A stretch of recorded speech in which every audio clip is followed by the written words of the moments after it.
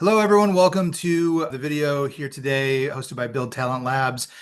We are a creative immigration solution company offering viable ways for foreign nationals to live and work in the United States through our Build Fellowship program, Build Extraordinary program, and Build Exchange program. My name is Ian Davis. I'm the Director of Partnerships here at Build Talent Labs. I'm joined by my colleague, Michael Cruse. Michael is Hey, our everybody. immigration program director here, and we're going to be today going over one of our programs, specifically our J-1 Training and Research Scholar Program, known as the Build Exchange Program. J-1 visas are very popular in the United States for foreign nationals coming in to work for companies in the US. And so we're going to talk today about the details involved in both the J-1 Training and J-1 Research Scholar programs and how Build Exchange helps work with companies looking to bring in and retain talent here in the United States. So we'll start off with Michael. Why don't you tell us a little bit about the basics of the J-1 visa? Sure. So J-1 visa is technically a cultural exchange visa. It's a temporary non-immigrant visa used for a number of different categories. And at the Build, we offer the research scholar and the trainee category. The J-1 visa is run through a State Department designated sponsor organization. We partner with two sponsor organizations for all of our trainee and research J-1 visas. There's no annual cap like an H-1B. And the really good benefit of a J-1 is if you have dependents, they qualify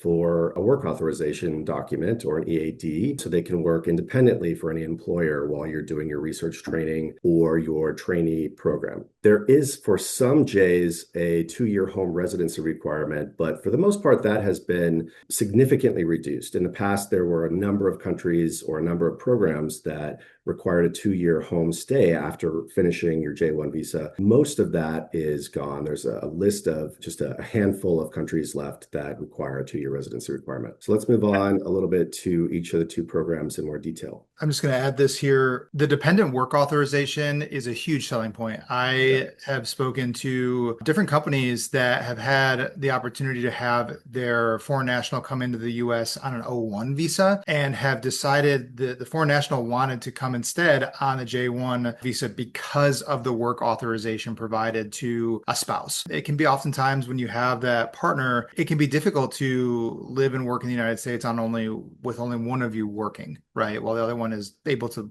live here legally, they're not necessarily always authorized to work with different visas, where the J2 visa that provides opportunity to have that second income, which can make the difference. So let's talk about the two different types of roles that we have within our J1 program. First, we'll talk about the trainee role. Now, oftentimes when people hear the word trainee, they often will just assume that it's kind of like an entry-level role, maybe like a internship. That is absolutely not the case, okay? Using the term trainee is more about bringing in an employee at a certain level and having the goal for them to be at a higher level once they are done with the program. So internal training for future growth opportunities within the organization. We do programs that are specific to departments. We do programs that are even higher up in the chain of command, even at like C-suite level, management training programs and beyond. So part of being a trainee and participating in the program is understanding new markets, the departments within the organization and sectors that the company works within to improve your individual work at an international office. So that's the trainee. The second role is research scholar. Now, oftentimes people will assume research scholar is, you're in a library poring over books. That's not the type of research scholar necessarily that we're talking about. Research scholar is a pretty broad term and most commonly currently is being applied towards software or mechanical engineers building new products, whether they be digital or physical. Think of it kind of as an R&D type role almost. So you're working in an innovative, in-demand field, examples like semiconductors, AG tech, aerospace, VR, energy, automotive, etc., AI, or potentially working in sciences, research, robotics, microbiology, geneticists, biomechanics, basically everything with an eye on the future that requires constant research to make innovations. Okay. So with these two types of roles, the J1 visa category covers a pretty broad spectrum of employment opportunities in the United States? Let's talk about the requirements for each. The trainee has some specific requirements. You have to have a bachelor's degree from outside the US, plus at least 1 year of prior related work experience or 5 years of work experience in the field abroad. Training must occur in a specific occupational field and follow a structured written training plan. Now, what that means is, as part of the application, you'll be submitting a training program that outlines each module of the training program, splitting it up into months or weeks. Each training module will have somebody in charge of that module, and you'll have to discuss the goals of the training module, how they're sort of reviewed, and if there's any sort of wrap up at the end or cultural component that goes into that. And then you want to really talk in detail about the purpose of the training. This has to make sense. As Ian was saying, it could be somebody on any level in the corporate structure, but it really needs to make sense as a sort of career progression for the individual that's going to be training. We can do a program length of somewhere between 6 and 12 months, but there is the opportunity to extend that beyond 12 months. And for some employers that are smaller, there could be site visits required. Ultimately, there has to be adequate space for that role within the company, but there also has to be a number of staff to also help with the training and monitor the trainee. For the research scholar, one thing, Ian, you did a great job sort of giving a background on this. It could be really in a number of different industries, but one of the really cool things about this category is that a lot of people thought or think still that it is about university work or government research organization work. It could be the private sector as well. These could be private companies that are engaged in, let's say, AI research and development.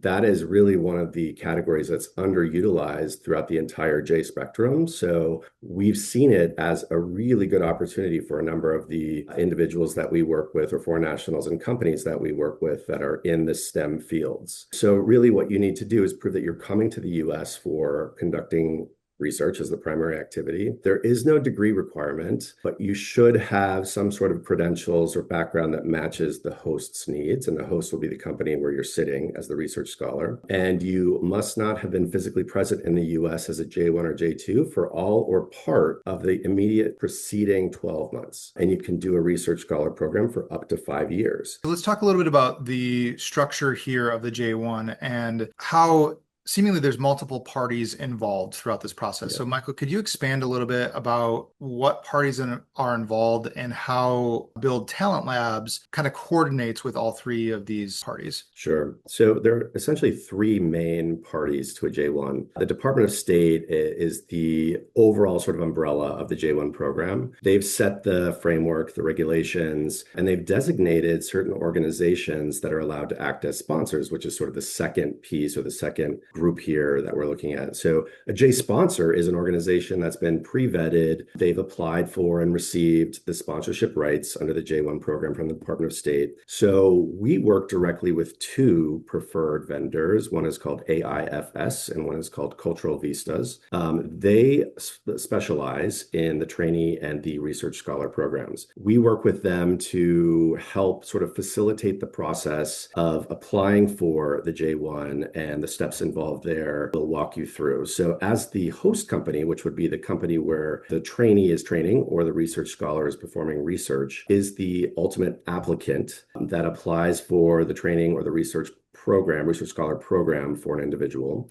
We will help sort of walk you through creating that program, completing all the necessary paperwork, communicating back and forth with the sponsor organization, ensuring everything is complete and solid. And if there's any pushback from the sponsor agency, we'll be sort of handling that, working with you to ensure that everything goes smoothly. Once the sponsor is able to sign off on it and approve it, they issue documentation that's endorsed by the sponsor company, and it's ready for the individual who's either the research scholar or the trainee to take into the US consulate, apply for a J-1 visa, and come to the United States to start their J-1 program. So we are sort of a start to finish, I want to say advocate sort of, but also we liaise between all three of the organizations involved and monitor that J-1 program beyond the actual entry in J-1 status. And I think we're going to talk about that a little bit in a few minutes. We can get into that now, actually. And so kind kind of in summary,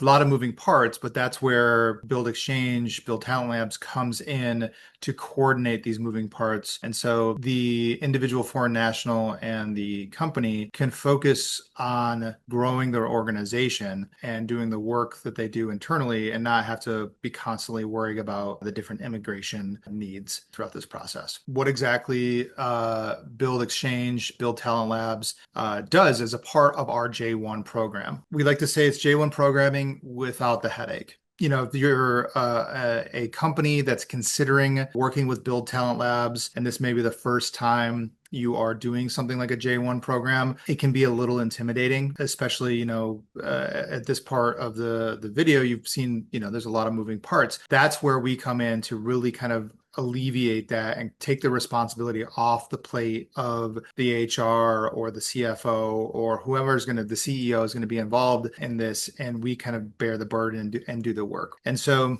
going through all of the process here, it starts with our training plan and research program design. We fully develop these programs in-house with our experts and legal teams in partnership with the company. So if you are the employer considering this for one of your employees, we are going to build out the training and research program, but we're going to do it in collaboration with you because obviously it's a part of your company. We will be doing cultural exchange. This is a big part of the J-1 program, and this is something that really kind of pull on our existing established networks within the community because we've been working in the world of immigration and creating creative immigration solutions in the United States now for quite some time. And so we have these networks where we can provide curated local cultural events and activities, different ways to kind of be involved within the Build ecosystem of nonprofit, university, and student partners. We do onboarding support with all of our companies that we partner with, and this includes hands-on guidance to help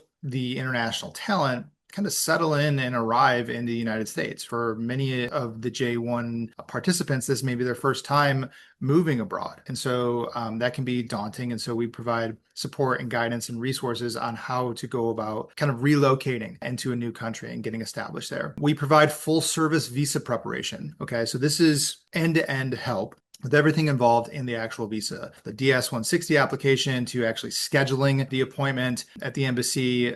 We're going to prepare the J-1 candidate for the interview. So when they walk into the consulate or embassy, they know exactly what to expect. Nothing is kind of left up to chance there to give them the peace of mind going into those conversations. I'm a US citizen. I just came into the US from Canada recently, and even going through Customs and Border Patrol now as a US citizen, they can be a little nerve-wracking, right? And so we go through this preparation process to try to alleviate any of that anxiety. Compliance monitoring, this is a big part of things too. So after the foreign national comes to the United States and starts working, we coordinate monthly check-ins with the organization, with the foreign national to maintain compliance, along with quarterly audits with Michael and our immigration team. So kind of all of this combined, you can see the J-1 exchange program really is kind of like a white glove service that we offer that does full sponsorship coordination, the visa process, immigration support before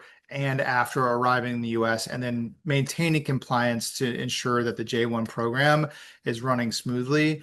And so companies can really focus their energy and time on growing their organization and their business and not have to be constantly thinking about immigration issues. Yeah, and if I could add something there, Ian, one of the things that I notice is some of the companies have training programs that are already in place or research programs that are already in place, but they may not match really what the Department of State or the sponsor companies are looking for. And so that's one of the things that we do is sort of adjust them to fit properly. But many companies have nothing in place. They're starting a new training program. And so this can require a lot of sort of hand-holding and interviewing of relevant parties and making sure that we build it out to be the strongest and most logical training program with the best chances of success. And that piece is at the beginning. I mean, every single step that you're talking about here requires that much or more interaction. And so and it's not a regularly scheduled interaction. It could be at different intervals, or people might have different needs going through each of these. So that's really what we're doing, is sort of mirroring whatever it is that the organization needs as we develop the rate and the training program or the research scholar program with the highest chances of success. So let's talk a little bit about the timeline involved, because if you're watching this video now, you're probably curious about, okay, this sounds great. It's a pretty involved process. How quickly or how soon can I get talent into the United States and what's involved in this process? I'll speak to the beginning part of things here, and that is the evaluation and contracting process. That is typically takes around 2 weeks or so, and this is where we set up the initial consultation with Build Talent Labs and the company that's looking to sponsor the talent for the J-1 program. We do individual consultations to walk through this entire process with them. So if you're a company watching this video now, you fully understand what the process is going to entail and what your responsibilities are and what we will be doing to support you. We go through a screening process with the candidate to ensure that they are J-1 eligible. This isn't a one-size-fits-all type of visa. And so as you saw earlier in the video, there's certain requirements certainly that you have to meet in order to qualify for the J-1. And so that's something that we do first and foremost before any contract is signed or any funds are exchanged, right? Because if this is not going to work, we want to make sure that all parties are aware of that right away, because we are not here to waste anyone's time or money. But once we go through the evaluation process, we go through the consultation, we then go through the contracting process, and then we move on to the next phase, which is developing the actual training and research program. Michael, why don't you talk a little bit about what's involved in this process? So as I was mentioning earlier, it's kind of I go through sort of an initial intake with the company and sort of figure out what the goals are after they've been sort of vetted for, eligibility for the J-1 program. What are the goals of the training program? What are the goals of the research scholar program? Who is involved? Where will that training or research take place? And then we craft step by step how that will look. If it's a 6-month, 12-month, or even a 5-year program, what will that look like by module or by you're doing monthly segments of the training program, whatever it might be, whatever is best for the organization who's hosting. And so we develop that and kind of kick it around back and forth, make sure that everybody's comfortable with it. There are people that are going to be required to oversee each module of the training program or the research scholar program. And so they need to be involved as well, make sure everybody agrees, and then we tighten it up and make sure that it fits in the nice little form that's required for the J-1 application. The sponsored companies that we chose to partner with are really hands-on and very accessible. And so what I do when I'm working on one of these is I reach out to them often and say, what do you think of this? What do you think of this? How can I strengthen this? And they'll give me immediate feedback, which is really helpful as part of the process because it saves us some time. We know that we have the right version of what it is they're looking for to approve while we're sort of in real time drafting it. So that's kind of what that looks like. And it could be, like I said, very short if it's a 6-month program or very long if it's 5 years. But a lot of detail is required. And again, it needs to make sense. It needs to be a clear, logical career progression for the individual doing the training or the research. Excellent. Yeah. And so from there, we go into consular processing. As you can see on the screen here, this time can really vary. What's involved in this process is everything from prepping the DS-160 and getting that filed to scheduling the actual consular appointment and visa interview. And depending on the country of origin, this time can really vary, right? Whether or not you can get an appointment immediately or if it's going to be several months from now, hopefully the former, not the latter. We also want to make sure, as I mentioned before, that we are coordinating with the J-1 candidate to prep for the interview. So they go into that appointment knowing full well what to expect, the types of questions are going to be asked, along with having the necessary documentation, all of those things. And then once the interview is completed, it's all of the post-appointment follow-up and coordination involved with, okay, well, now what? Now, how do we transition to taking that approved J-1 and coming into the United States? It says varies, and we really do mean that. Hopefully, it's a little bit shorter of time, but again, depending on the host country or the country of origin, that can really kind of vary. When an individual comes in J-1, there is an ongoing compliance requirement on the part of the host company. So the host company is required to have regular check-ins with the sponsor agency. The sponsor agency will check in with the J-1 visa holder as well, the research scholar or the trainee. And there are regular regular intervals that each sponsor agency wants to have these check-ins. There are some that are required for the J-1 program overall, but then some sponsor agencies have their own sort of version of that as well. We have a system to track all of this. One of the things that we want to make sure, obviously, if you're a host company, you're probably very busy doing something not J-1 related and may lose track of different compliance requirements. And so one of the things that we offer is the ability to stay on top of this, to prep you for these check-ins if needed, whether you're the research scholar, trainee, or the host company, and liaise with the sponsor again to make sure that they have everything they need to maintain a level of comfort that this is adequate, well-run J-1 program at the host site. So with our internal tracking platform, we can make sure that all of those dates are on the calendar, and we make sure to remind you of all of the needs that you have in terms of compliance. There's also a component that we help with having to do with international travel. So if the individual who's here on J has to travel, there are some requirements that, some documentation is signed by the sponsor company. There are some sort of planning to do around the international trip, depending on how your visa looks, how long your visa is valid for. So we can work with you on all of those pieces as well. And then there's this cultural component that's required for J-1. You have to be interacting with U.S. Workers, coworkers, U.S. citizens in various capacities, and in cultural events. And so we help line up a number of unrelated cultural events, maybe, sporting or other types of cultural events within the city that you're doing your training or research. But also we have, as Ian was saying before, this infrastructure that we've created for other build programs that includes a number of different opportunities to interact with U.S. students. We have industry panel discussions and things like that we can involve the J-1 researchers and trainees in, because oftentimes they're in fields that are very similar to those that we are working with other individuals on in the different build programs. So we can leverage that to offer not just the usual sort of ball games or theater or museums as a cultural component, but also something that's really enriching and an elevated version of that cultural experience. In conclusion here, Build Talent Labs, we offer a variety of different immigration solutions spanning from the J-1 exchange program to our flagship CAP-exempt H-1B fellowship program, along with our O-1 agent services. And so if you have the need to retain or recruit talent for your organization, or you are a foreign national looking to continue to work in the United States or want to transition to work in the United States and contribute to the growth of the U.S. economy and U.S.-based companies, we have creative solutions that can provide a pathway for you. If you have questions about Build Talent Labs and the programs that we offer, get in touch. Visit our website, buildtalentlabs.com, or you can email us directly at info@buildtalentlabs.com. Lots of great resources and materials on the site. We host regular webinars. And if you are a organization that's interested in our J-1 exchange program and want to set up a consultation, this is the best way to do so. On behalf of everyone here at Build Talent Labs, Michael, thank you for joining me today. We look forward to seeing you and working with you in the future.